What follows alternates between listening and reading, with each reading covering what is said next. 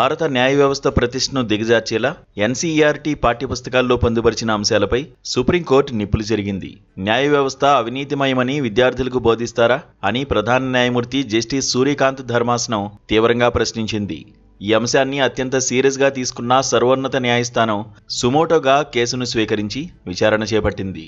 8వ తరగతి సామాజిక శాస్త్ర పాఠ్యపుస్తకంలో న్యాయ వ్యవస్థపై విషం చిమ్మడం కోర్టు ధిక్కరణ కిందకే వస్తుందని ధర్మాసనం అభిప్రాయపడింది. దేశ భవిష్యత్తును తీర్చిదిద్దే విద్యార్థులకు న్యాయ వ్యవస్థపై తప్పుడు సంకేతాలు పంపడాన్ని సహించేది లేదని స్పష్టం చేసింది. విచారణ సందర్భంగా ఎన్సీఈఆర్టీ ప్రతినిధులు కోర్టుకు బేషరతుగా క్షమాపణలు తెలిపారు. అయితే ఈ పాఠాన్ని ఉపసంహరించుకున్నామని చెబుతున్నా ఇప్పటికీ ఆ పాఠంతో కూడిన పుస్తకాలు మార్కెట్లో ఆన్లైన్ ప్లాట్ఫామ్లలో ఎలా ఉన్నాయని సీజేఐ నిలదీశారు. దీనికి వ్యక్తిగత బాధ్యత వహించాల్సిందిగా ఎన్సీఈఆర్టీ డైరెక్టర్ను కోర్టు ఆదేశించింది. కేంద్ర అలాగే విద్యాశాఖ సెక్రటరీకి ఎన్సీఈఆర్టీ చైర్మన్కు షోకాజ్ నోటీసులు జారీ చేసింది. కోర్టు ధిక్కరణ చర్యలు ఎందుకు తీసుకోకూడదో వివరణివ్వాలని ఆదేశించింది. వివాదాస్పద కంటెంట్ రాసిన రచయితల వివరాలను కూడా సమర్పించాలని స్పష్టమైన ఆదేశాలిచ్చింది. ఈ వివాదాస్పద పాఠం ఉన్న పుస్తకాలు ఇంకా సర్క్యులేషన్లో ఉండడంపై కోర్టు అసంతృప్తి వ్యక్తం చేసింది.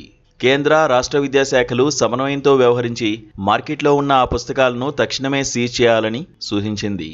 ఫిజికల్ కాపీలతో పాటు డిజిటల్ ప్లాట్ఫామ్ల నుంచి కూడా ఈ పాఠాన్ని పూర్తిగా తొలగించాలని పేర్కొంది. అన్ని రాష్ట్రాల విద్యాశాఖ ప్రిన్సిపల్ సెక్రటరీలు ఈ ఆదేశాలను అమలు చేసి అఫిడవిట్ దాఖలు చేయాలని సూచించింది. వ్యవస్థలపై దాడి చేసే ఇలాంటి పాఠాల వల్ల ప్రజాస్వామ్య పునాదులు దెబ్బతింటాయని ఆందోళన వ్యక్తం చేసింది సుప్రీంకోర్టు ధర్మాసనం. అయితే ఈ వివాదాన్ని ప్రజల్లోకి తీసుకువెళ్లడంలో ప్రధాన స్రవంతి మీడియా బాధ్యతాయుతంగా పనిచేస్తోందని సీజేఐ జస్టిస్ సూర్యకాంత్ ప్రశంసించారు.